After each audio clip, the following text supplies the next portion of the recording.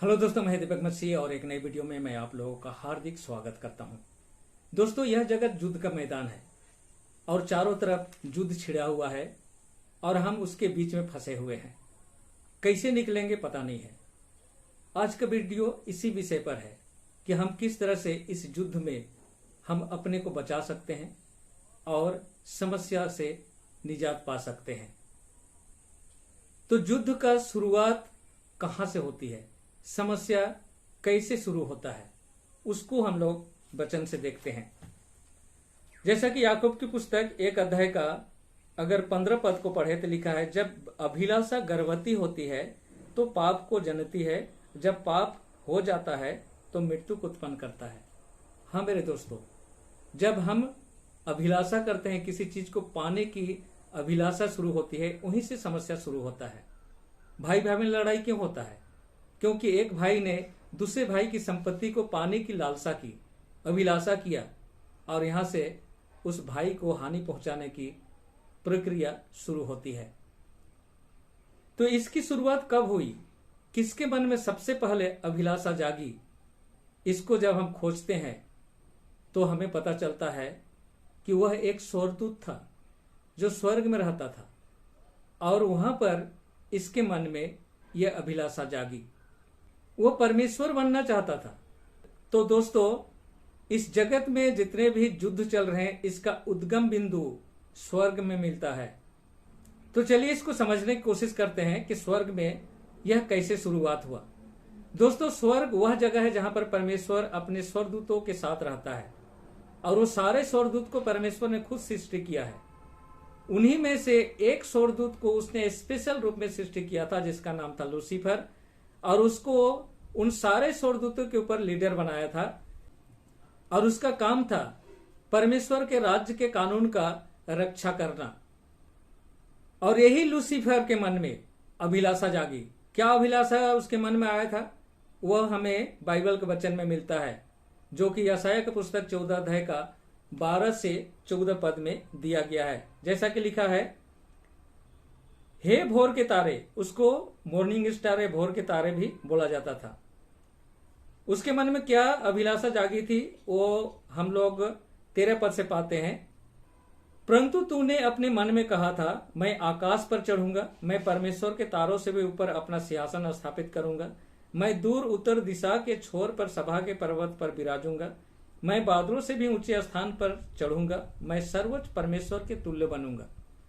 तो इस लूसीफर के मन में अपने सृष्टिकर्ता का सिंहासन और उसका पोजीशन लेने का अभिलाषा जागा। अब अभिलाषा जागने से तो कुछ हो नहीं सकता है, उसको कार्य रूप देना पड़ेगा, अकेला क्या उखाड़ सकता है। तो हम किसी को उसके पद से गिराना चाहते हैं तो हम क्या करते हैं, उसके अगेंस्ट में अभियोग लगाते हैं, उसको बदनाम करते हैं ताकि उसको उस पद से नीचे गिराया जा सके। उसी तरह से परमेश्वर स्वर्ग का सर्वोच्च सिंहासन पर एक जज के रूप में बैठा हुआ था, एक सृष्टिकर्ता के रूप में बैठा हुआ था और पूरे जगत का जो सृष्टि है उसको देखभाल कर रहा था। अब इस लूसीफर को उस सिंहासन को अगर लेना है तो सबसे पहले उस सिंहासन से परमेश्वर को नीचे गिराना पड़ेगा, और उसके लिए जो मेथड उसने अपनाया, जो आज प्रचलित है, उसके विरोध में अभियोग लगाना, उसे बदनाम करना। इस लूसीफर ने परमेश्वर के विरुद्ध 6 अभियोग लगाए। पहला अभियोग था कि परमेश्वर का नियम बहुत कठिन है, उसे कोई पालन नहीं कर सकता। दूसरा अभियोग था, परमेश्वर सबसे बलिदान चाहता है लेकिन खुद स्वार्थी है। तीसरा अभियोग था, वह बहुत गुस्से वाला है।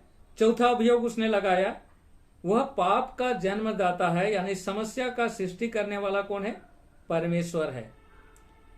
पांचवा अभियोग था, अगर परमेश्वर अच्छा होता तो समस्या को आने नहीं देता।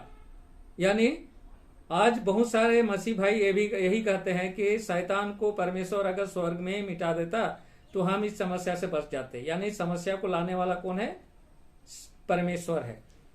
यही अभियोग किसने लगाया, लूसीफर ने। छठा अभियोग क्या था, परमेश्वर का जो नियम है वो गलत है, उसे बदलने की जरूरत है। तो दोस्तों लूसीफर यह अभियोग किनको बताया? स्वर्गदूतों को। कितने लोगों को बताया? पूरे स्वर्गदूतों को। स्वर्ग में जितने थे सभी स्वर्गदूतों को यह बात उसने बताकर कन्विंस करने की कोशिश किया।